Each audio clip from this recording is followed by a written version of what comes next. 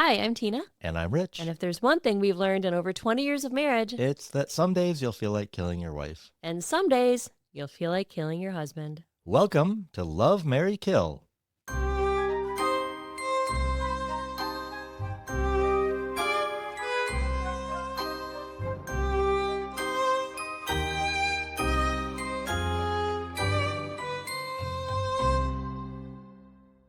Good morning, Rich. Good morning, Tina. How are you? I'm doing good. How are you? I'm pretty good. One of our dear listeners, Deanna in Denmark, messaged me last night and asked if you could read her essentially bedtime stories because she really likes your voice. She posed the idea of maybe having a separate podcast of you reading a book to her. Oh. And what did you say in response to that? I said no. You said absolutely not, which wasn't very nice because Deanna is lovely. Deanna is lovely, but yeah, I don't know. I feel like I would feel really weird doing that. I feel like if I did that, I would be reading and I would try to make my voice sound like relaxing, and then I would sound creepy. I think if you just talk like you talk normally, like I've said before, your voice was really one of the first things that caught my attention, which sounds so crazy, but you do have like a nice measured way of talking. I need to point out, Deanna did not want me to read the story. Yeah, how did that make you feel? Oh, I totally understand. Totally understand. No problem with that whatsoever. But a lot of listeners have listened to all the episodes and they have said, like, could you guys, what more can you give me? And I did think, well, maybe we could have you read like Huckleberry Finn or something like that. But you're not interested, huh? I don't know. If people really wanted it, I would do it. I guess it wouldn't be too much work. It would just be reading, right? Right. So, yeah. I don't know. I'll consider it. So I am going to give you a moment of vulnerability.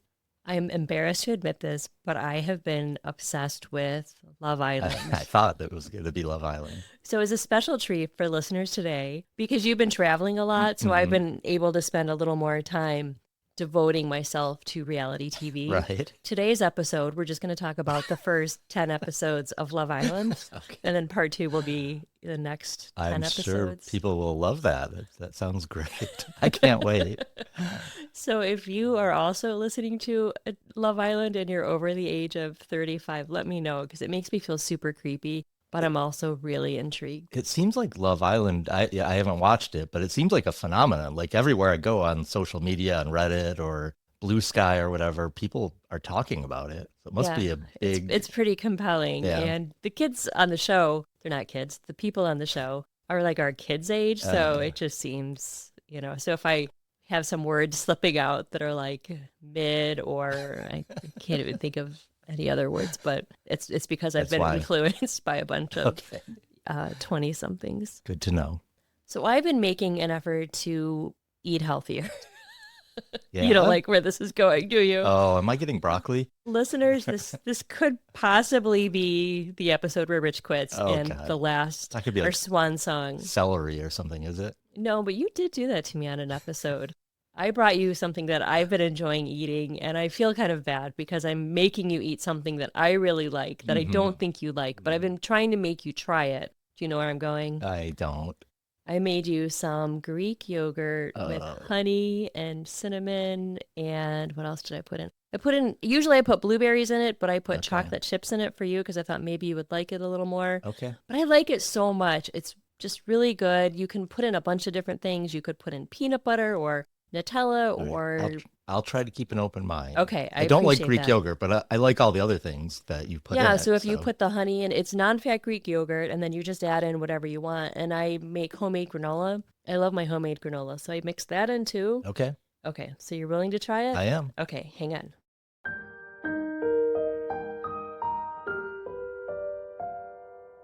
What did you think? You were a good boy and you took 2 big bites. Well, it wasn't bad, but I feel like the only reason it wasn't bad is because you put enough stuff in there to completely overpower the Greek yogurt. So I really didn't get much of a sense of the Greek yogurt. I don't know I like regular yogurt. I don't know, Hmm. regular yogurt, but yogurt that is like has sugar and fruit in it and stuff Like like that. Yoplait. Yeah. Yeah, Yoplait, but Greek Yeah. Back yogurt. in the day, we used to eat Yoplait yogurt and think we were eating I know. something healthy, but I know, no. but it was good. Yeah. Yeah, Really? Okay. it was good. But like I said, I feel like you might as well not have had the Greek yogurt in there. I could have. No, there's a ton of Greek yogurt in there. Yeah, but I didn't really taste it. Well, I'm very proud of you. Good job. Well, thank you. We've also added kefir to our diet Hmm. recently, which is like a drinkable yogurt, and you Yeah, really like that. You've I really do. taken to that. Yeah, it's a little bit sour, but it's sour in a different way than Greek yogurt is. I can't really explain it, but it's yeah, I don't mind it. We're just trying to get some healthy bacteria into our guts. Okay, well, enough about that. Well, today I'm going to tell you the story of Michelle and Jason Young, and it was recommended to us by Chelsea and Tracy. Before we get to the case, I just want to ask you, what do you think the worst anniversary present that you have given or received is? Uh, I We don't always give each other anniversary No, gifts, we right? don't, and I don't always remember what I've given or received either, so I'm not going to be very good at this. I think normally we just go out to dinner and celebrate, but if you've gotten me a couple of nice pieces of jewelry. Yeah. Yeah, I can't think of anything that I've gotten you that's been awful. That time I got you the vacuum cleaner, that was probably bad. No, I No, didn't you really did do not that. do that. Well, we'll get to it later, but the gift that Jason gave Michelle for their third wedding anniversary was No. not a good gift. Okay. On November 3rd, 2006, Jason Young called his sister-in-law, Meredith Fisher, waking her up from a sound sleep. It was highly unusual for him to call her, but this was the second time in a week. Jason, 32, worked in sales but lived life like a frat boy, going out at night and tailgating on weekends for North Carolina State Wolfpack games, which resulted in frequent arguments with his wife and Meredith's sister, 29-year-old Michelle Young. Michelle was pregnant with the couple's second child, a boy they planned to name Rylan. Jason was thrilled to be having a son to share his love of the outdoors and sports. Michelle and Jason were already parents to an adorable 2-year-old daughter, Cassidy. It was too early for Meredith to take his call. She worked nights as a restaurant manager and had been out with friends until early in the morning the previous night. She rolled over and went back to sleep. She'd deal with Jason later. She was sure he was calling to drag her into another of his and Michelle's disagreements. 2 days earlier, Michelle and Jason had a big fight after he angrily threw the TV remote at her. Michelle was tired of the constant bickering and had reached her breaking point. She called Meredith to vent. Quote, "I'm done. I just can't do this anymore." Jason overheard the heated call. On November 2nd, around 9 p.m., on his way out of town for business, Jason called his sister-in-law to tell her that Michelle hadn't told her the whole story. He was trying to win her over to his side in the marital dispute. In addition to managing the restaurant, Meredith had recently graduated from college and was in the unique position to help her sister and brother-in-law with their relationship. Her degree was in psychology, and she planned to return to school soon for a master's degree in marriage counseling and social work, so she agreed to act as a stand-in marriage counselor for the couple. A bad idea for a I was multitude going to say, of that sounds like reasons. a really bad Yeah. idea. The previous week, they'd had a marathon 4-hour session in which they fought about their sex life. Jason wanted more sex, and Michelle wanted more romance. When Meredith woke up around noon, she listened to Jason's voicemail. He needed a favor. He asked her to go to his house and get some papers off the printer that he didn't want Michelle to see. Listings for a Coach purse he was planning to bid on for Michelle for their third anniversary from eBay. Well, that doesn't sound like a bad anniversary gift. No, it's not. The gift for your third anniversary is leather. Okay. We've never done that. No, have we really haven't. No, I think every year for us it should be Diamonds. Yeah. Just kidding. A thoughtful gift, Meredith thought, if he'd followed through earlier as she drove to her sister's house. But their anniversary had been 3 weeks before, on October 10th. As she drove the 15 minutes to her sister's house at 5108 Birchleaf Drive, located in the outskirts of Raleigh, she grew more irritated with each mile. Her inconsiderate, self-involved brother-in-law was infringing upon her time again. When Meredith arrived at the house at around 1:15, things instantly seemed off. The front lights were still on, Michelle's Lexus SUV was still at home, and the back gate was wide open. It was usually closed so the dog couldn't get out. Michelle should have been at work. Meredith had forgotten her key to the house, but was able to wedge the garage door up from the bottom. As she entered the kitchen from the garage, she shouted out to Michelle and Cassidy, but the house was eerily silent except for the whimpering of the family's black lab, Mr. Garrison. Meredith's sense of dread grew as she sprinted up the stairs. She was confused when she saw tiny red footprints scattered on the carpet and bathroom. When Meredith entered the primary bedroom, she was shocked and horrified by what she saw. The room was awash in red, the walls, the bed, the carpet, even the ceiling. Michelle's lifeless body lay face down on the blood-soaked carpet. Just as she reached for the phone, she noticed a rustling under the comforter on the bed. Cassidy, her beautiful niece. Oh. She lunged for her, burying her head in her hair, kissing her and hugging her tightly as she called 911. Oh, poor little girl. I can't imagine what she witnessed. No. But I'm so glad that she was okay. Yeah. And she was okay. While Meredith was on the call with 911, Cassidy told her that Mommy has boo-boos everywhere. The 911 operator asked Meredith to attempt CPR. She knew it was too late. Michelle was already cold and stiff. We're going to play most of the call, and I know that they can be triggering for some people. It's about 5 minutes if you want to fast forward. Location emergency? I need an ambulance. Okay. It's an emergency. What address are you at, ma'am? Birchleaf, 5108 Birchleaf Road. Okay, and your phone number? Oh, my God. Ma'am, what's your phone number in case I lose you? Problem, tell me exactly what happened. I think my sister's dead. Okay, tell me what happened, ma'am. I have no idea. Oh, my God. All right, stay on the phone with me, please. What's your name? Meredith Fisher. Meredith. And this is a young address. Oh, my God. Meredith, listen to me, please. Yeah. Are you with the patient now? Yes, I'm her daughter. Okay. How old is the patient? And there's blood everywhere. She's 28, 29. 28? Should I try to move her? Listen to me, ma'am. Yeah, I'm going to tell you what to do, okay. but you need to calm down so we can help her. You said there's blood everywhere? Yes. All right. Is she conscious? No, I don't think so. Should I try to help her? Listen to me, ma'am. I'm listening. Is she breathing? I don't think so. Have you checked? Michelle? She's cold. Okay. Listen to me. Did you see what happened? I don't know. Cassidy, come here, sweetie. I'm here with her daughter. Okay. There's like blood footprints all over the house. Okay, listen my to daughter, me. like her daughter's little footprints. Okay, listen to me. What's your first name? Meredith? All right, Meredith. Yes, sir. Did you see what happened? I just came here on a fluke. I usually, don't come here during the day. Okay. She shouldn't be home. She should be at work. Okay, listen to me. Yes, sir. I'm Did you say? right now. Can you tell me why she looks like she's dead? I don't know. I have no idea. There's blood all over the place. Did you say she's cold? Yes. Okay. Yes. All right, stay on the phone. Okay.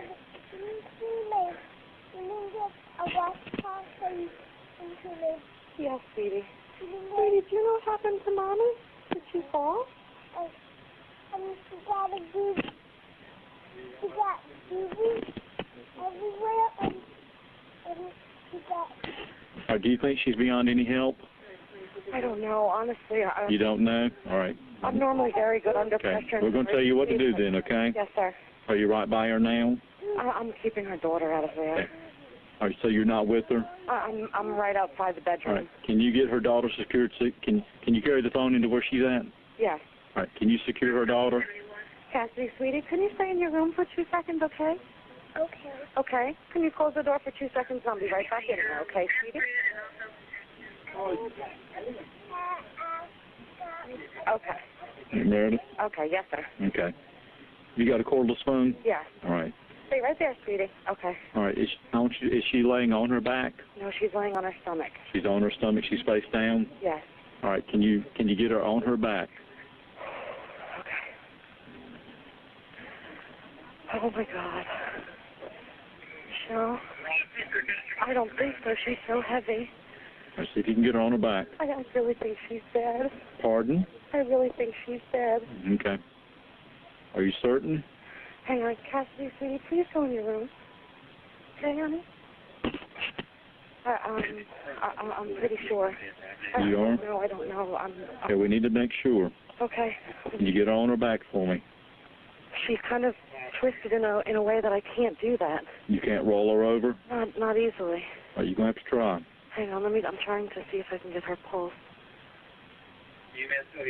We got to try to do CPR if we can get her on her back, Meredith. So she's cold.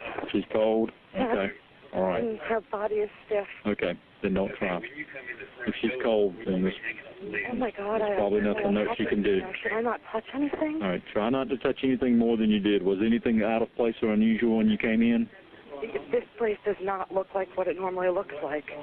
Okay, what? There's blood in the bed. Okay, all right, try not to touch anything else, okay? Okay, I just moved a pillow. All right, just leave everything exactly where it is then. Okay. Do Okay. you see anything else? Do you see anything else that looks unusual? No. Cassidy, was anybody here? The dog was freaking out when I got here. Was anybody here, sweetie? All right, Meredith? Yes, sir. All right. I'm gonna get the sheriff's department to pick up on the line with us. Okay. Because they're going to need to talk to you about what you're seeing, okay? Okay. I'm going to brief them on what's happened, and you just stay on the line. And what's your last name, Meredith? Fisher. Her Fisher? last name is Young. Are you her relative? I'm her only sister. Okay. All right, Meredith. Stay with me just a minute, okay? Okay. Oh boy, that's harrowing. Hearing that little girl in the background, that's so just heartbreaking. So I've listened to the 911 call a couple of times, but this is the first time I've heard it through headphones. So I don't know if you're just listening like on a different device, not with earbuds or, headphones, and Yeah. you'd be able to hear Cassidy. But Yeah, her voice it is a is little bit heartbreaking. faint, but yeah. I mean, what a sweet little girl. And at one point she says, "We need to get a washcloth so we can clean mommy." And she's I think she's 2 years and 7 months. And she's just very precocious, very verbal. I don't think that's normal for a child that young to be stringing together full sentences, but she really kind of got what was happening. A lot of people have pointed out that Meredith's behavior on the call is a little suspicious, like she's too calm, but I think that's a woman who, in my opinion, is in shock. Yeah. And she's trying to stay calm for Cassidy. That's- What do you think? Yeah, I thought the same thing. I didn't find her behavior or the way she spoke to be suspicious at all, I guess. To me, it just seemed like she was freaked out and Yeah. didn't know how to handle it. I think that I would act similarly. I think you don't know what to say. And literally, if you're in shock, like she was stringing words together, but I don't think she was really Processing the whole thing. processing what was happening. Yeah. I mean, it's just brutal Yeah. and so unexpected and just really heartbreaking and sad. Right.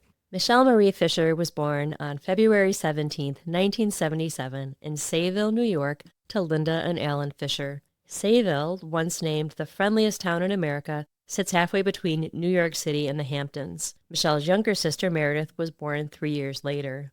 Their father, Alan, worked as a car salesman, while their mother, Linda, was a middle school math teacher and cheerleading coach, a role that inspired both Michelle and Meredith to pursue cheerleading. In her senior year of high school, Michelle and her team won the Long Island Cheerleading Championship. In 1996, Michelle performed during the opening ceremonies at the Atlanta Olympics. That's pretty cool. Yeah. Michelle was not only well-liked, but also excelled academically. She became fluent in Russian and French and was a member of the National Honor Society. The Fishers' marriage had been in decline for years. They had been in and out of marriage counseling for 13 years before finally divorcing in 1995. When he married his second wife, June, shortly afterward, his relationship with Michelle became strained. Michelle referred to June as the evil stepmonster. June didn't care much for Michelle either. She even forbade her from entering her house, putting Alan in an uncomfortable position. Alan rarely saw Michelle, and she was deeply hurt by what she saw as her father choosing his new wife over her. Ironically, years later, Alan and Jason grew close. Jason was welcomed into their home, while Michelle was not. That's kind of crazy. Yeah. Michelle attended North Carolina State, where she earned both an undergraduate and master's degree in accounting. She was a cheerleader and member of the Alpha Delta Pi sorority, where she met her best friend and roommate, Shelley, who later said, quote, "Michelle was beautiful, she was intelligent, she was determined, she was completely type A, so much that we called her the camp director." Michelle formed a close bond with 3 of her sorority sisters. They named their friend group the McBroads. The group consisted of Michelle, Susan, Lisa, and another Michelle. After college, they all dispersed to different locations, but they remained close and got together several times a year. We were talking about the term broads the other day as a we slang were. term for women. It's such a strange, it's a strange word. My grandpa used to call women broads, and I never liked it. I think it's a derogatory term, but when women own it, it's like, it's okay then, Sure. if you want to call each other. I don't know why that was the name that they chose, but it's kind of pertinent to the rest of the story, so that's why I wanted to mention it. Okay. In the year 2000, Michelle passed the CPA exam on her first try and began working for Deloitte & Touche in downtown Raleigh. Do you think it's pretty rare to pass the CPA on your first try? I don't know. I would imagine it is. I know the bar exam is very difficult to pass, and I guess the CPA exam is probably also difficult, but I don't know a lot about that. I think it's all relative, but I'd rather the CPA exam is actually more challenging. Oh, wow. I'm sure they're both super Yeah. duper challenging, Yeah. though. And I think the fact that Michelle, did her undergrad and then she did her master's and then she That's impressive. she did it all, very young and Yeah. very quickly. And she was very decisive in what she wanted to do with her life and her career. We'll be back after a break.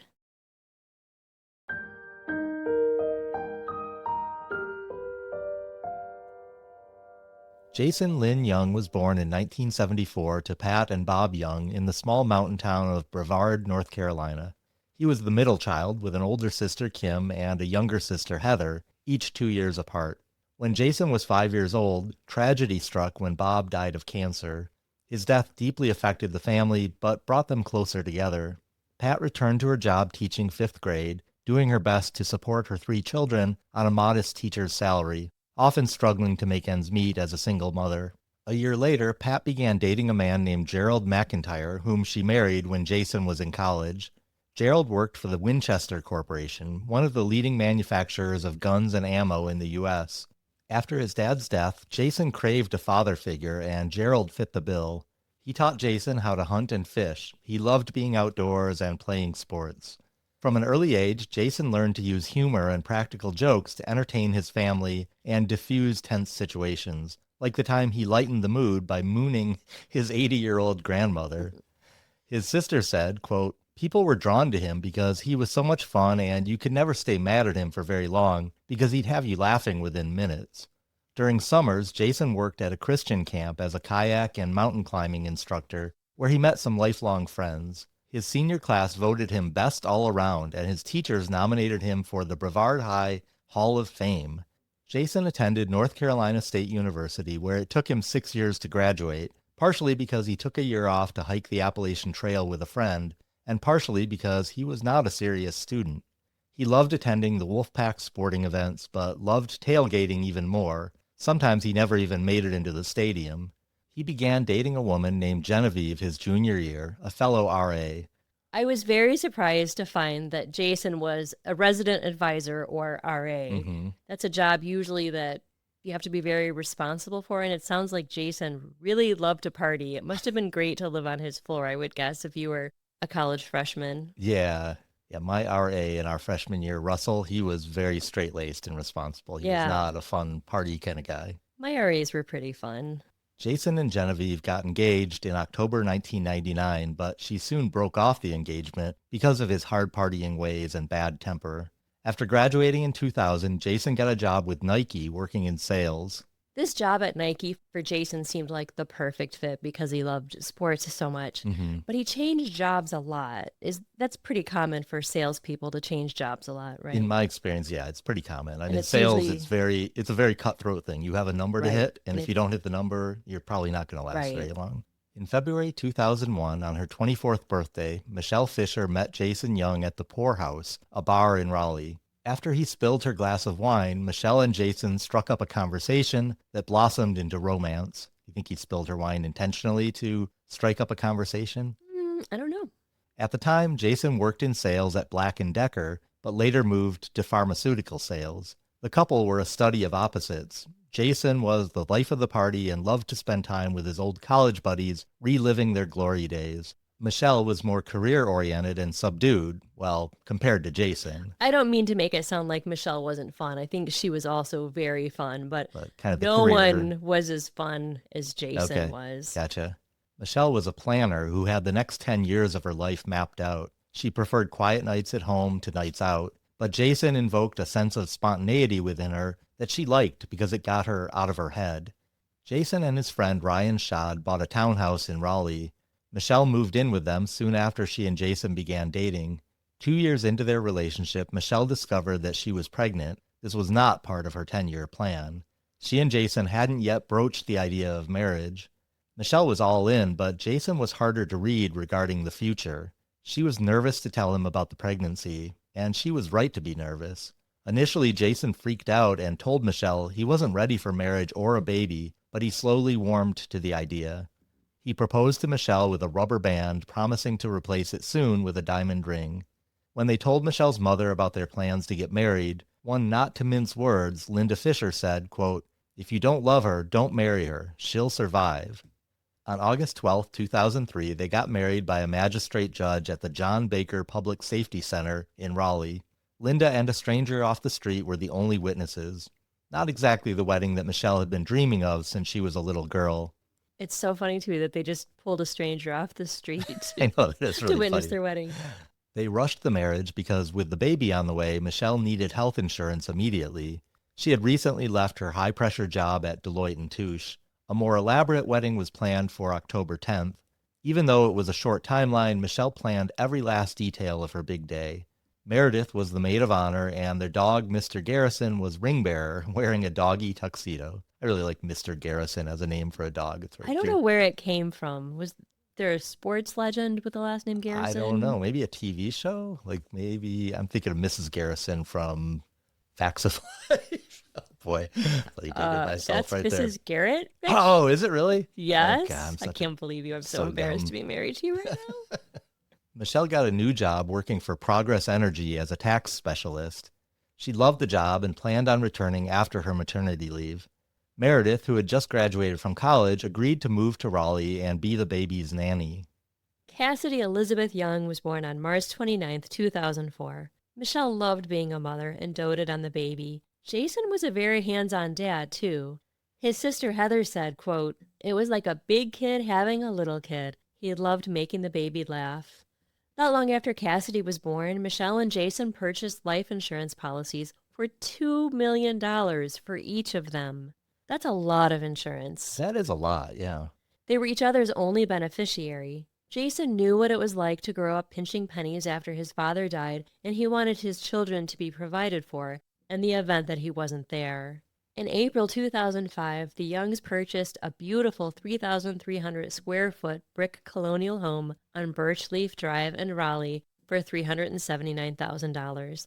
The house featured 4 bedrooms, 2.5 baths, and sat on 2 wooded acres. It looked like a really beautiful home, Sounds especially lovely. considering how young they were. Raleigh, North Carolina is the state capital and one of the fastest growing cities in the country. As part of the Research Triangle, along with Durham and Chapel Hill, it's known for its strong economy, top-tier universities, and booming tech and healthcare sectors.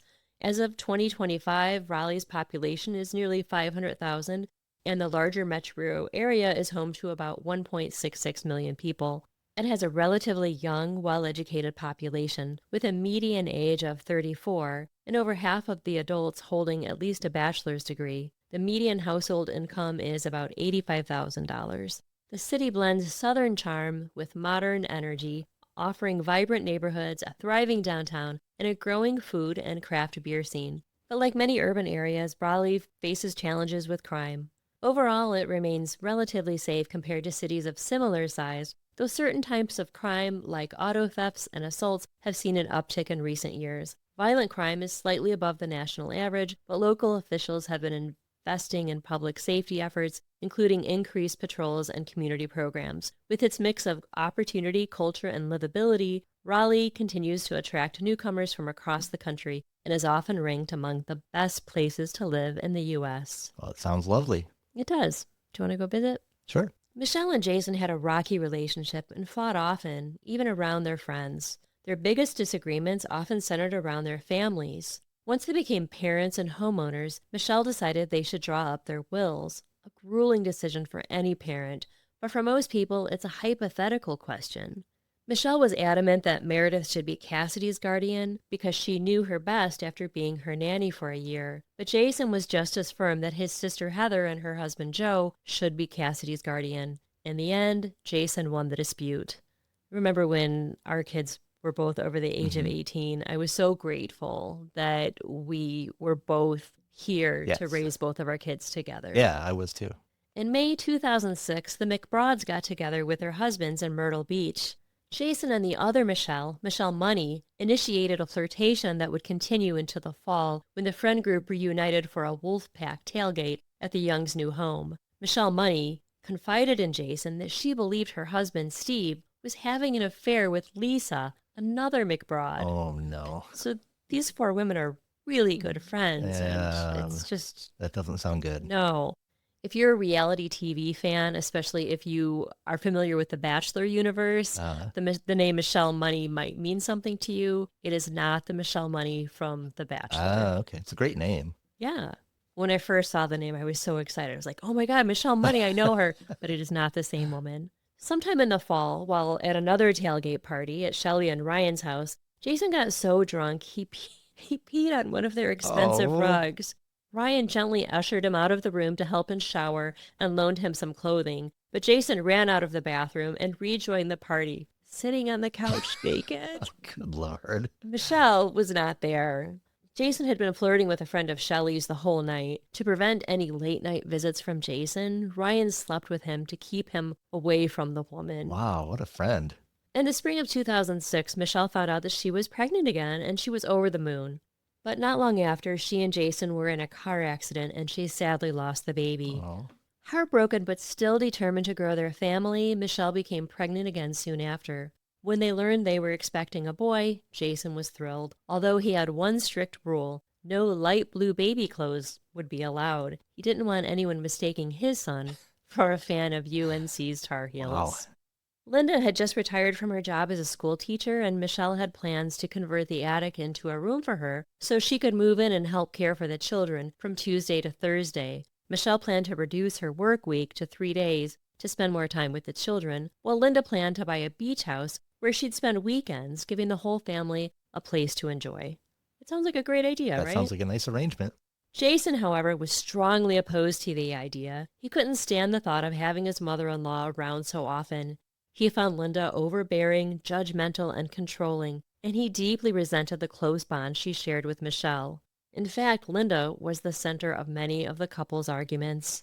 Linda found Jason to be childish and impetuous. She thought his first priority wasn't his family, but his social life. He went out most nights, played in 2 softball leagues in the summer and 2 basketball leagues in the winter. Meredith said, quote, "My mom is a strong personality, and they'd butt heads. I mean, initially they kind of got along, and quickly it became when Michelle and him would get into a fight, Michelle would call my mom and cry and scream and yell and vent to my mom. So as a mom, she's, disappointed and aggravated and frustrated with the way that her son-in-law is treating her daughter." In my opinion, I think that Jason didn't want Linda around because she kept him accountable. Where Michelle was maybe sometimes be like, okay, go ahead and go out. It's all right. Yeah, he could pretty much do what he wanted. On Tuesday, October 10th, 2006, the Youngs' 3rd wedding anniversary, Michelle was home with Cassidy while Jason was out of town for business. Jason had recently started working for a new company called Chart One, selling medical charting software. He had left for Orlando on Saturday and then had flown to Denver. So there's a lot of business meetings in Orlando on Saturdays, I'm sure. Yeah, probably not very likely. Jason mailed Michelle an anniversary card from Orlando along with a $25 Starbucks gift card. Okay, this is the anniversary present that I have a hard time with. Yeah. I think even just getting a card is fine. Having to mail a card to your spouse is weird. But the $25 Starbucks gift card, yeah, I don't know. That's just... The only thing worse I can think of is to give, put a $20 bill in the card or something. That's just... That would be bad too. She was very hurt, understandably. Her spirits, though, were lifted because later her mother and grandmother were flying in for a 10-day visit, in part to stay with Cassidy while she and Jason went to a wedding that weekend in Winston-Salem.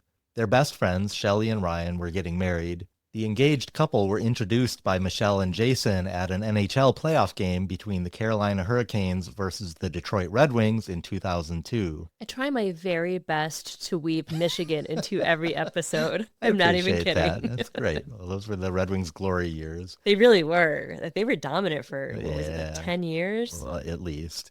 When Jason returned home on Thursday, he picked Michelle up from work and took her to dinner at their favorite restaurant, Bella Monica. When she got into his SUV, excited to see him after almost 6 days apart, he was on the phone and didn't acknowledge her for the entire 15-minute drive. not a good start to their anniversary celebration. Well, and later, his phone records indicated that he had been on the phone for 25 minutes, and it wasn't a business call. He was on the phone with Michelle Money. Oh. After Jason put down his phone, tempers flared when he told Michelle that he was leaving early with friends to head to Shelley and Ryan's wedding so they could get in a round of golf, diverting from Michelle's plan to drive together. She was hurt. She had been hoping for a romantic weekend with her husband, but Jason clearly had his mind set on another wild weekend being the life of the party. That night, when they returned home, the fight escalated. Jason stormed out and went to a bar with friends. Michelle followed him there and insisted he come home. They reached an uneasy truce, and Jason agreed to stick to the original plan and drive with her to Winston-Salem the next day. But the tension lingered, and they argued the entire 2-hour drive. The rest of the weekend wasn't much better. Jason acted like he was still in college, drinking more than anyone else and acting a fool. Michelle was mostly by herself, feeling sad, lonely, and withdrawn.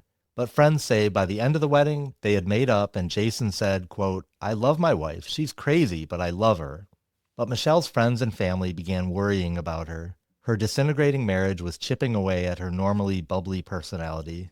Jason is 32 at this point, and it seemed like a lot of his friends were getting married and having children. I mean, he was married and had children. Right. But he still had this mindset of, partying and getting drunk. And it seemed like a lot of people in his life started to find it distasteful and just kind of gross that he always had to be the drunkest and the loudest. Yeah, you don't want to be that guy. You don't want to be that guy. On November 2nd at 6:30, Shelley Schad rang the doorbell at her best friend's house. She and her new husband Ryan had just returned from their 2-week Italian honeymoon. She brought Italian takeout and honeymoon pictures to show Michelle. Shelley had been worried about Michelle because she had recently seemed depressed. Later, Shelley said, quote, "She was just in a dark hole and, she kind of turned off." She briefly saw Jason before she and Michelle sat down to eat their dinner. Jason declined the invitation to eat with them, saying he needed to get ready for his trip. He had planned to stop for a bite to eat at the Cracker Barrel in Greensboro and then drive another 3 hours to Galax, Virginia. He had a sales call the next morning at 10 a.m. He left at about 7:15, gassed up, and then hit the road. He called his mom and talked for about an hour. Meanwhile, Michelle and Shelley gave Cassidy a bath and put her to bed in pink fleece pajamas before snuggling on the couch and watching their favorite show, Grey's Anatomy. Just a few minutes into the episode, Michelle's father, Alan Fisher, called. He let her know that he wouldn't be coming to Raleigh that weekend. He wasn't feeling well. He had recently been diagnosed with prostate cancer. Michelle was disappointed. She had been looking forward to the visit and wanted him to spend as much time with Cassidy as possible. A tailgate party was planned for that Saturday, November 4th, and several friends were coming into town to stay with the Youngs, including Alan.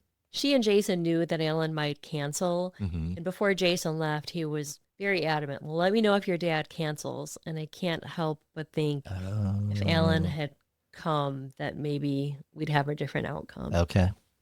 At 10:30, Shelley left. She had an eerie feeling all evening and asked Michelle to walk her to her car. At 11, Jason called Michelle to let her know that he had made it to Hillsville, Virginia, and had checked into a Hampton Inn. She let him know that her father had called earlier and had canceled his trip that weekend because he wasn't feeling well. And as you just mentioned, Jason had been very interested if Alan would be coming into town. They talked for a few minutes before Jason worked on his sales presentation for the next day. He worked until midnight and then called it a night. The next morning, he was half an hour late to the sales call he had scheduled for 10 a.m. Later, the person he met with said he seemed fine, maybe a bit nervous, but it was his first solo sales call since he had worked with the company. After the appointment, he called Michelle's work phone. When she didn't answer, he tried her cell phone and again got her voicemail. Jason assumed that she was in meetings. And that's when he called Meredith and asked her to get the papers that he had left on his home printer about the Coach bag. When she didn't answer, he called his mother and asked her to keep trying Meredith. He elaborated how important it was that she get those papers off the printer. At 1:37, he called Meredith again and left her the following message, quote, "Hey, it's Jason, just calling you back. I wanted to get an update, and I also wanted to let you know I called my mom and I gave her that message. My phone has been a total suck-up. Don't know if you heard the whole thing. So I told her the deal. I think she's going to try to call you. I tried to call Michelle, but not super aggressively because I want to find out for sure if you've taken those papers or not. Anyway, I will talk to you again later. If you get a chance, call me. Bye. Jason is really worried about these eBay printouts Yeah. that have this Coach purse on them. Seems like it. Doesn't that seem a little odd to you that he's so worried about it? That his mom is even calling Meredith, like, oh, Meredith, make sure you get those Yeah. I think this is... So it really sort of seems like, I guess what you're getting at is he wanted someone to go to the house and He really wanted someone to go to the house. Yeah. Yeah. Jason made a few more sales calls at nearby hospitals before driving to his mother and stepfather's home in the mountain town of Brevard, North Carolina. He was planning on spending the night with them before driving back to Raleigh the next morning to get home in time for the NC State game. When he arrived, his mother and stepfather, Pat and Gerald, looked pale and overwrought with emotion. They had the impossible task of telling Jason that his wife and unborn son were dead. He fell to his knees and sobbed. His mother put him in a recliner and covered him with a blanket while he wept. Soon his sister Heather and her husband Joe arrived. They offered to drive Jason back to Raleigh.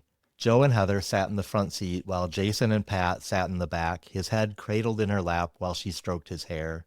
Meredith called Jason to let him know that the police were at the house and needed to talk to him as soon as possible. Two friends of Jason's called to give him a heads up that the police were being aggressive, and it seemed as if they already had him pinned as the prime suspect. Ryan secured an attorney for him, Roger Smith, but he wasn't available until the following Monday. Ryan cautioned Jason not to speak to the police without counsel. They drove to Meredith's house. Linda Fisher had already flown into town. Jason gave them all hugs and then laid down next to his daughter and fell asleep. He did not talk with anyone about what happened. He didn't ask any questions. Meredith, Pat, Heather, and Joe were all taken in for questioning. Not asking the police any questions. Not at all. After your wife is found dead, brutally murdered. Yeah, that's a big red flag, I would think. I understand the importance of having counsel with you while you're being questioned, right. But just answering a few questions for a few hours, I think you would want to help with the investigation. Yeah, I would think so too. We'll be back after a break.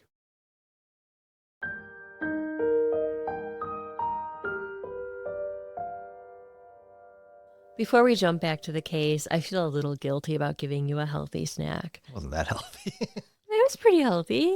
I mean, it's non-fat yogurt with like a teaspoon of honey in it. Okay. All right. Well, I brought you a new Reese's peanut butter cup. A new Reese's peanut butter cup? It's called Peanut Butter Pie. Oh, okay. Yeah, I saw them yesterday at the store, and I think they're pretty yummy. I think they're delicious, actually. All right. I'll give it a try.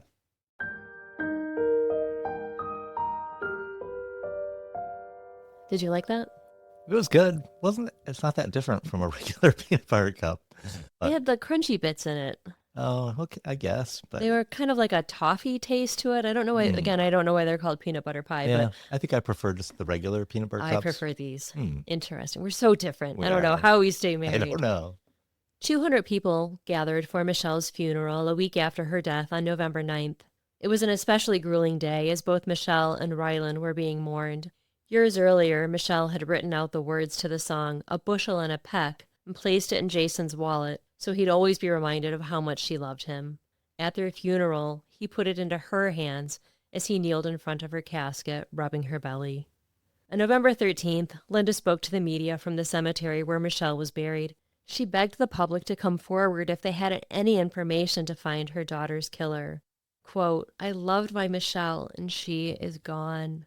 At this point, everyone is in support of Jason. Yeah, and it seems like he was out of town, so I can see that he probably wasn't even, a lot of people probably didn't even consider that he might have done it because they were like, oh, he was out of town, right? Exactly. This case is very similar to the last case that we did, the David Hendricks case. Several days after the funeral, Jason's sister Heather and her husband Joe took Cassidy out of town with them, cutting Meredith and Linda Fisher from her. But Cassidy had returned to daycare for a few days before being whisked away. Her teacher spoke about an upsetting incident while Cassidy was playing with her two dolls. While she was hitting the doll, she said, "Mommy's getting a spanking for biting." And then when she laid the doll down is when she said, "Mommy has boo-boos all over. Mommy has red stuff all over." She was very withdrawn. Usually she was always playing with at least one or two other kids, but she kept more to herself. The teacher said that Cassidy normally was a happy, outgoing child and was very sad and withdrawn. on those few days that she saw her after Michelle's death. If that doesn't break your heart, I don't know what does. For sure. Meredith was like a second mother to Cassidy. She'd been her nanny during the first year of her life and made sure to see her several times each week. Jason said he sent her away because he wanted Cassidy away from the prying eyes of the media. Years later, Pat Young testified that a friend overheard Meredith and Linda plotting at the funeral to take Cassidy and run away with her, and that's why she was taken away. Losing contact with Cassidy while grieving Michelle and Rylan was devastating to Meredith and Linda. Jason allowed them a few short supervised visits, meeting up at a Holiday Inn in Brevard, but they knew Michelle would want them to have custody of the little girl. Linda and Meredith went to visit an attorney to discuss their rights. They were surprised to learn that Jason was within his rights to withhold visitation. They had no legal standing. Jason had all of the power. The best advice that the attorney could give them was to stay on Jason's good side and maybe you'll get to see Cassidy more. During one visit, supervised by Jason's mother, Pat, she pressured them to publicly support him. Meredith said, quote, "We'd be happy to support Jason publicly once he starts cooperating with the police." Pat replied, "If you won't retract that statement, if you won't support Jason publicly, I'm afraid that we can't arrange for any more visits with Cassidy." And that was that. Pat severed ties with them and any contact with Cassidy ended for over a year until her 4th birthday in March 2008. What Linda and Meredith did next was underhanded, but they were desperate to see Cassidy so she could see them and remember how much they loved her. She's still so young. It's so important in those first years to have some kind of continuity with people that she spent time with and loved. So they showed up at her daycare with presents, balloons, and cupcakes for the whole class. Surprisingly, they were allowed to see her and spend the afternoon with her in the classroom. Days before Mother's Day, they were again allowed to see Cassidy at the daycare. It was spa day for all of the mothers, and the moms were there to be pampered by their preschoolers. And no one was there for Cassidy that day. Had they not been there, can you imagine how brokenhearted she would have been? So they hired an attorney who was able to negotiate with Jason for more time with Cassidy, and they even had an unsupervised weekend in New York with her. But Jason still held all the cards and refused to enter into any kind of formal agreement. After Meredith found Michelle dead and called 911, the investigation quickly ensued. 20 investigators were assigned to the case that was receiving a lot of attention from the public and the media. There were no signs of forced entry or missing items. Actually, that's not right, but we'll get to that in a minute. And the crime scene appeared remarkably clean. The only blood discovered on the first floor consisted of 2 small droplets on the doorknob leading from the kitchen to the garage. So what does that say to you, if the blood is on the door from the kitchen to the garage? It says that someone was going out from the kitchen to the garage. Well, who uses the door between the kitchen and the garage in most homes? The people that live there? The people that live there. Yeah. The second floor was a heartbreaking scene. Small bloody footprints and handprints from Cassidy were all over. One thing that baffled investigators is that considering what she'd been through and the bloody state of the crime scene, Cassidy was found in Michelle's bed, and she was clean and dry. And half of Michelle's bed had her blood in it, but Jason's side did not. So Cassidy was only 2.5. She wasn't wearing a diaper, and she hadn't soiled herself. I'm not sure how long Cassidy was left alone, but it was a long time. Shelley left at 10:30, so we're not sure what time Michelle was killed. So Shelley left at 10:30 the night before. Right. And her body was found, and Cassidy was found at what time? Meredith got to the house around 1:15. Okay. And so Cassidy, I've heard differing accounts, but she was a really smart little girl. Yeah. I think she was potty training. I'm not sure if she was completely potty trained, but for a 2.5-year-old to be dry all night is 15, very unusual. 15 hours. So that's quite a bit. And also Mr. Garrison, the dog, hadn't left any bloody footprints in the house. And how is that possible? Well, I wonder how it's possible that there weren't bloody footprints from the perpetrator, too. I mean, just in a scene that's that bloody, you would expect it would be really hard. Very similar to the David Hendricks case. Yeah, There's no. How does that happen? I'm wondering if Mr. Garrison was one of those dogs that was super well trained and wasn't allowed to go upstairs. Oh, maybe. Which seems unlikely if there's, a murder happening that the dog you would think the dog intervene. would come running and but maybe he was outside. In the primary bedroom, it looked as if Michelle had been attacked in her sleep. Her side of the bed was soaked in blood, and it had dripped onto the carpet below and even through the ceiling. Michelle was lying face down on the floor between the bed and the closet. Cassidy had placed a baby doll by her mother's head as if to comfort her. The door, you're going to make me cry with yours. I know, make me cry. It's really sad. Someone had opened the closet door, but during the murder, the door had been closed because there was blood spatter on it. Okay. The closet looked like it had been ransacked. Detective Sergeant Richard Spivey later said Michelle's murder was, quote, the most severe physical beating I've ever seen someone encounter. Pretty extreme, a pretty vicious attack that she underwent. All of the blood found upstairs was Michelle's. The only clue was a decorative white pillow that had been stepped on, revealing 2 bloodied shoe imprints. The bathrooms were free from blood evidence other than Cassidy's footprints. There was a hose outside in the walkway in the rear of the house that had a slow trickle, but no blood was found there either. Had someone tried to clean up outside and left the hose trickling so it would have washed away any blood evidence? Interesting. So I said earlier that nothing was missing from the house, but there were 2 drawers from Michelle's jewelry box that were missing, as were her engagement and wedding ring. The listings from eBay that Jason had so desperately wanted Meredith to find were still on the printer. They'd been printed out at 7:08 p.m. just before Jason left on November 2nd, and the auctions closed at 8 p.m. This whole Coach Purse eBay auction really has me suspicious. First of all, why would you need to print out an eBay auction? Right. Yeah, that doesn't make a lot of sense. And why would you leave? So the auction was at 8? The auction ended at 8. So why wouldn't he just wait? Like, if he really wanted it, wouldn't he stick around and, like, see if anybody outbid him or try to, make sure he got it?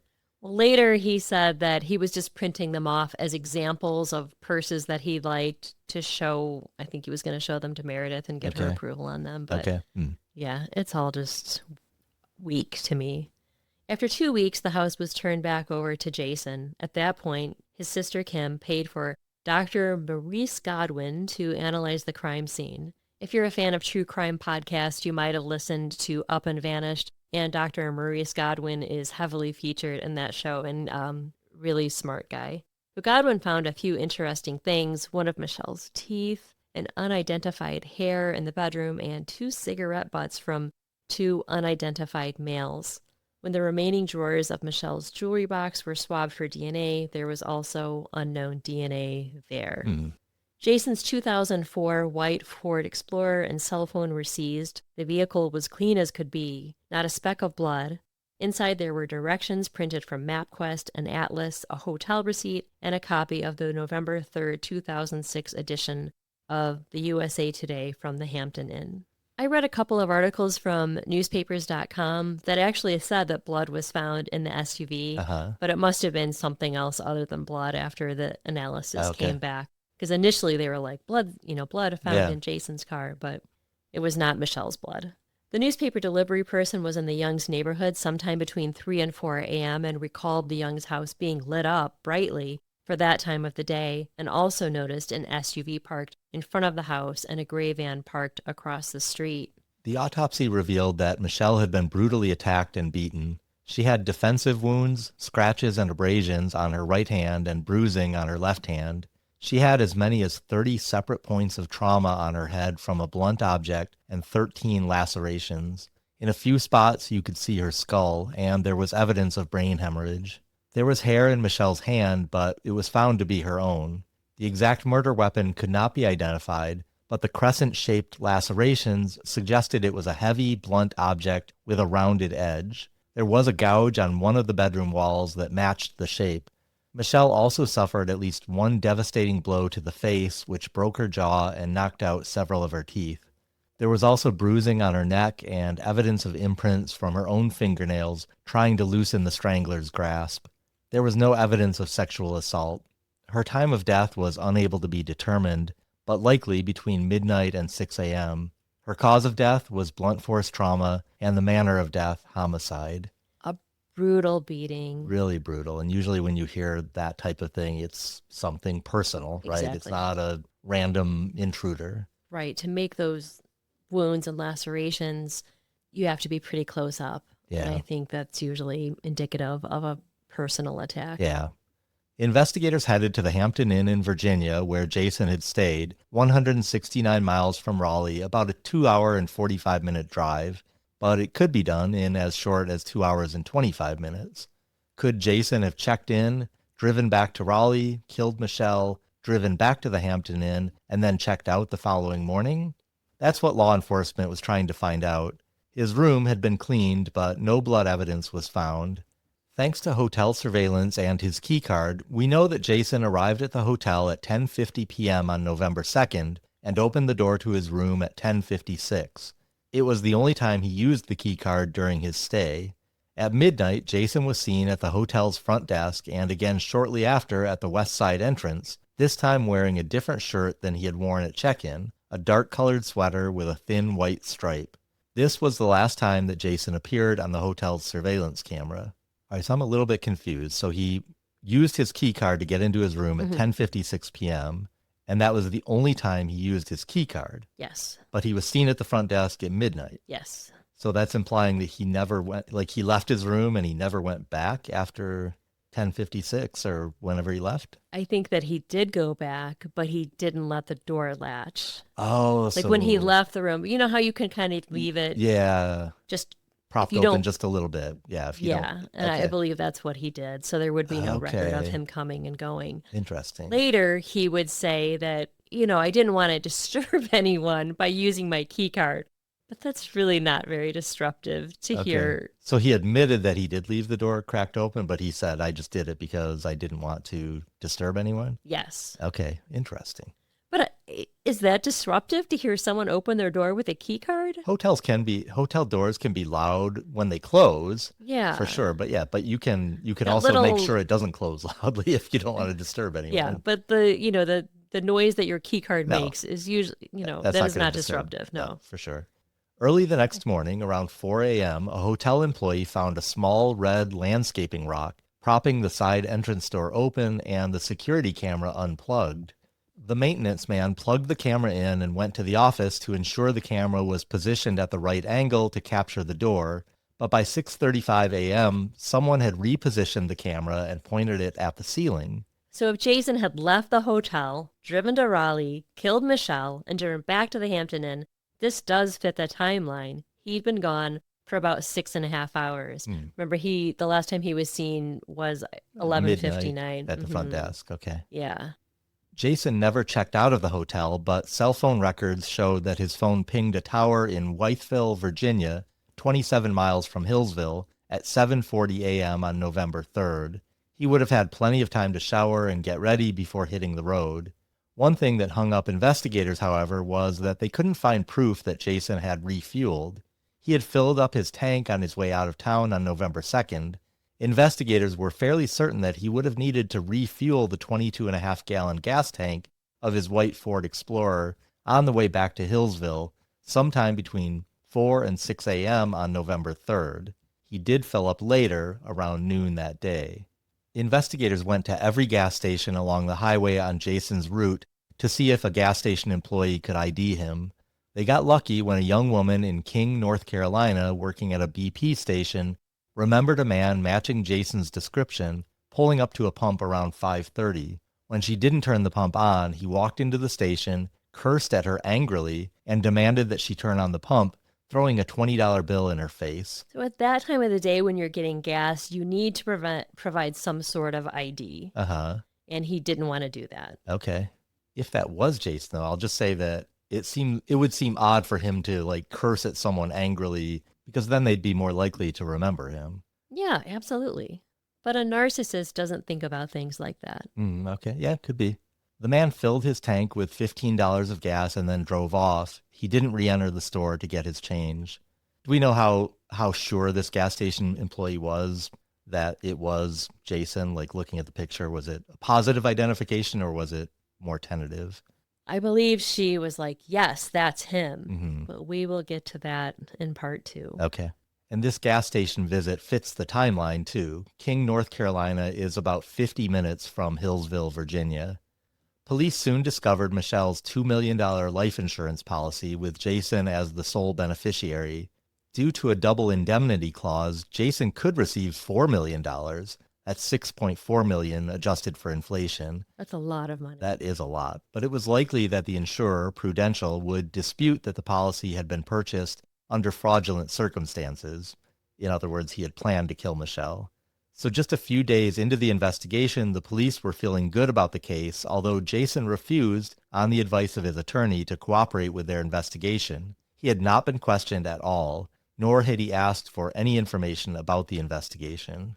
Isn't it shocking that he never answered a question? That, so far to me, that is probably the biggest red flag. Yeah. As the investigation into Jason heated up, law enforcement focused on his cell phone. In 2006, around 78% of U.S. adults owned a cell phone, and that year marked a turning point for text messaging in the United States. Roughly 218 billion text messages were sent in the U.S., up from 158 billion the previous year. I'm just taking you on a little bit of a rabbit hole because this time in our history is really interesting to me when communication really changed. Yeah. Globally, over 1.8 trillion text messages were sent, about 5 billion per day, with SMS technology having taken off earlier and quicker in Asia and Europe. The launch of the iPhone in 2007 accelerated mobile communication trends, setting the stage for the explosive growth of texting and smartphone use in the years that followed, and forever making telephone conversations awkward. True. I always try to remember this in cases. 2007 is when the iPhone was invented, and that really changed a lot because, we all had GPS technology on our phones, right. And it changed the world of true crime a lot, too. Yeah, absolutely. People became easier to track. So Jason's cell phone usage revealed a disturbing truth. He and Michelle Money had been carrying on an affair. There were more than 400 text messages between them, 50 alone on the day of Michelle's murder. He hadn't done anything else to delete the messages. A 2006 cell phone could delete texts from the user's view, but the deletion wasn't always permanent, especially if law enforcement had access to the device and used forensic tools before the data was overwritten. Jason and Michelle Money had spoken on the phone about 15 minutes before he allegedly left the Hampton Inn to travel back to Raleigh, and then called her again the next morning at 7:49 a.m. and several more times throughout the day as he drove to his mother's house after his sales calls. His phone records indicate that between 7:40 a.m. and 1:37 p.m., there were 28 calls to his mother. Wow. I know. I don't know how that's even possible. Yeah. While signs pointed to Jason as Michelle's killer, the case against him was built entirely on circumstantial evidence and coincidence. There was no murder weapon, no eyewitness, and no forensic evidence directly linking him to the crime. At least not yet. Intriguing. Are you ready to put your thinking cap on and answer some questions? I always have my thinking cap on. So far, what is the evidence against Jason? There's not much. There's none, right? I mean, there's the gas station witness. I mean, if she really saw him, that's obviously very, very suspicious. And everything else is very circumstantial. Exactly. Life insurance policy, girlfriend. Yes. Those type of things. His contentious relationship with Linda, his hard partying lifestyle. Yeah. He was seen leaving the hotel. The whole hotel security camera was unplugged and moved. Mm-hmm. The rock in the side door of the Hampton Inn, he only used his key card once. I would venture to guess a lot of people put a rock in the door of the Hampton Inn, though. Like people go out for a cigarette or something, and I've seen that happen a lot of times at hotels I've been at. They actually said they had never seen that happen before. Oh, that's surprising. But the door, and this is important, we're going to talk about it more in part 2. The door was only locked between 11 p.m. and 6 a.m. Okay. So most people would be sleeping during that time, so maybe that's why it hadn't been an issue previously. The other things I find suspicious are that he used his key card once. Mm-hmm. He changed his shirt.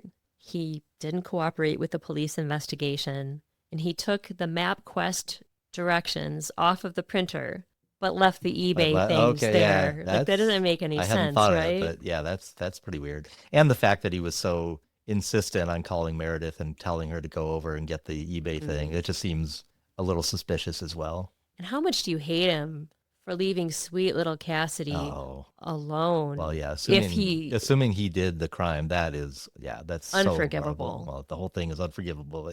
Yeah, leaving a 2.5 year old at that scene. I mean, that's just that's really, really bad. Right. And who else would have had a motive in this situation? Yeah, nobody would have.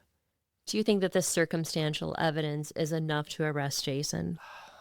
It doesn't really seem like it to me so far. I am still baffled that there was no forensic evidence. Obviously, Jason lived in the house, so his DNA is going to be there, and his fingerprints are going to be all over the house. But just with a beating that brutal and with that much blood, it's just pretty amazing to me that they didn't find more. Again, like David Hendricks, I spent a lot of time thinking about how they possibly could get away with this.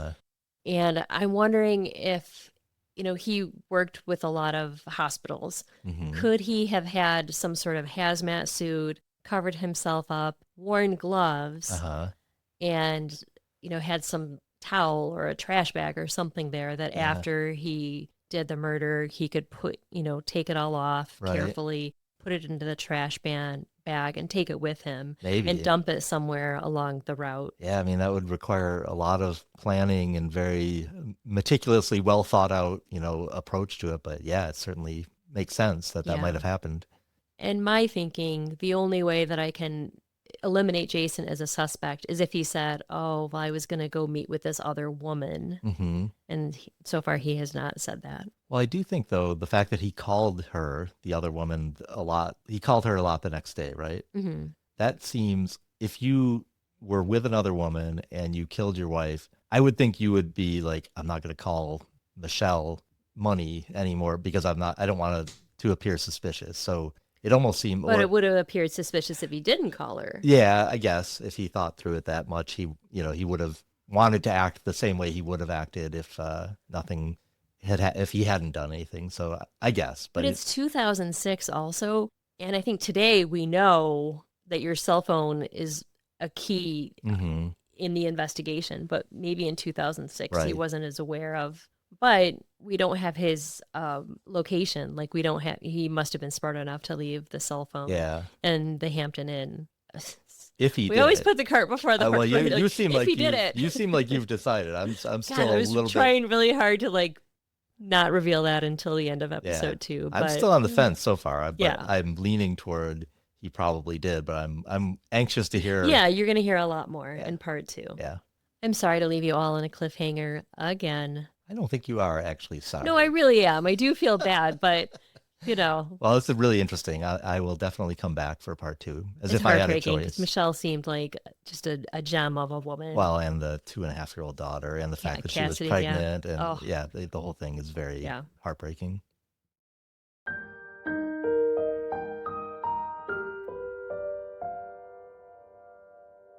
It sounds like Jason Young was on his phone all the time. Having his mom. a lot of times with his mom. He really did love his mom, so I do like that for him. Yeah. But he was on his phone all the time talking to people, and it made me feel like I almost never talked to anyone. I know, same. I am not a millennial. That is like a millennial trait. Like millennials, you see a lot of memes about it. Millennials get anxious about being, on an actual phone conversation. Yeah. We used to talk for hours. Yeah. Like when we first met, we were separated. You were here and I was, in Illinois. And the amount that we used to have to pay for long distance was criminal, honestly. I mean, hundreds of dollars a month. And you were already in your life and graduated from college and you took the burden of that. But that was tricky. But just what the heck did we talk about? We didn't even have Love Island to talk about. There is just like hours. But not just you. Like, a lot of different, I called friends and relatives. And now I just rarely talk on the phone anymore. Yeah, have we lost the ability to talk in real time? I think maybe we have. I think I have. Well, I think it's funny when I travel for work, we rarely speak on the phone. We text all the time. Oh, yeah, we never talk on the phone. If you called me, I'd be like, oh, my God, what hospital are you in? Are you okay? Did you have a heart attack? It would be really weird. I mean, you do once in a great while. Like if you're driving, sometimes we'll talk. Yeah. It's really funny. I wonder if other couples do this, but a lot of time you're in your office and I'll call you from the bedroom. I'll be like, oh, hey, how much time do you get for manslaughter in the state of California or whatever it is? Like it'll be something that I don't want to type. That's true. We probably talk more on the phone when we're both at home than when I'm traveling. I think we talk, but yeah, just in general. I remember there were a few times that I literally talked to people on the phone like all night long, Yeah, which it's baffling to me. I I just know. don't have as much to say anymore. Yes, yeah, it is really, things have changed very dramatically when it comes to communication. Well, and the iPhone, and you had a BlackBerry before you had an iPhone, and you really loved your BlackBerry. I When did did. you have I loved it that? because I could play Brick Breaker on Yeah. it, and I was really, really good. I knew you couldn't say Brick Baker without saying that you were globally ranked or whatever. I don't know if What I was was. the other game that you were like globally ranked? Wait, Oh, was that was that one Doodle Jump. Doodle? That was Yeah. after the iPhone, but yeah. Yeah. I do miss playing those insipid games. Like, I played Doodle Jump on my flight home yesterday. did you really? I did. I haven't played it in ages and ages, Is but your high score still up there? I was a little stressed out because I knew we were going to be flying through like thunderstorms and stuff, and I Yeah. get really anxious. And so I'm like, well, I'm just gonna. I need something to distract me, and I still got it. That's good. You're such a humble man. I know. I know. So you still had Doodle Jump on your phone? Yeah, it's still on there. Okay. Because I used to play a ton of games. Like, I mean, Candy Crush I played a little bit, but there was some game with a panda. And I mean, there's the Fruit Ninja game. There was just a ton of them, and we loved them, and Yeah. we played them with our kids. And are they still out there? And I just took them off my phone. And I'm I just assume so. I was thinking about Angry Birds the other day because yeah, that was went a through fun one. everybody went through a big Angry Birds phase. It was just such a Let's fun let's bring it game. back. I mean, Let's have like a group. We'll have a group game, and we'll start out Angry Birds community. But maybe it was just old apps. yeah. What was the bird one that like everyone was obsessed with? It was Oh, super hard, Flappy Bird. yeah. And then they took it out of the store. We have one of our, Why we have a did they bunch take of, it out of the store? I can't remember. I don't know if there was a controversy or Yeah, did there was something, but I don't remember. But I was never that into that one. well, it was really hard. One of our iPads somewhere has it on it. But anyway, good times. Good time. Well, thank you again to Tracy and Chelsea for recommending this episode. If you would like to listen to the conclusion of this episode right now, please join us on patreon.com/lovemarrykill. For $5 a month, you get early ad-free access and a monthly bonus episode. Thank you so much for your support. The only reason that we continue to make this podcast is because you continue to listen and support us. Please rate, review, follow, and subscribe. Find us on social media or send us an email at lovemarrykill@gmail.com. And if you're listening on Spotify, leave us a comment because we love to read your comments. We do. And thanks to everyone who's given us a shout out on Reddit, like especially in the true crime podcast Yeah. subreddit. We always appreciate seeing our name mentioned there when people are looking for recommendations. Until next time, Don't kill your wife. and don't kill your husband.